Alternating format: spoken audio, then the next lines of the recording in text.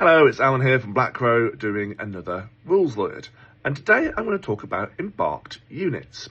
So an embarked unit is a unit that's inside a transport. Now, if you look at page 17 of the core rules, it says, unless otherwise stated, units cannot do anything or be affected in any way whilst they're embarked. Sounds fairly clear, but is it? Well, the rules commentary goes on to say, units embarked within a transport do not count as being on the battlefield for any rules purposes. Okay, so that's clear. This means that unless explicitly stated otherwise, embarked units cannot do anything. Similarly, you cannot select them for a target for any rules, including strategies.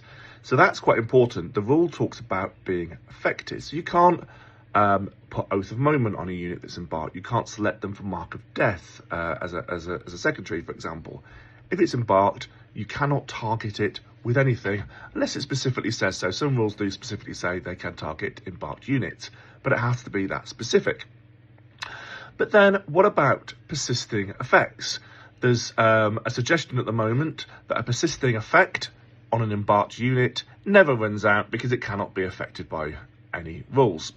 This isn't true. So persisting effects specifically say they last until the end of the duration.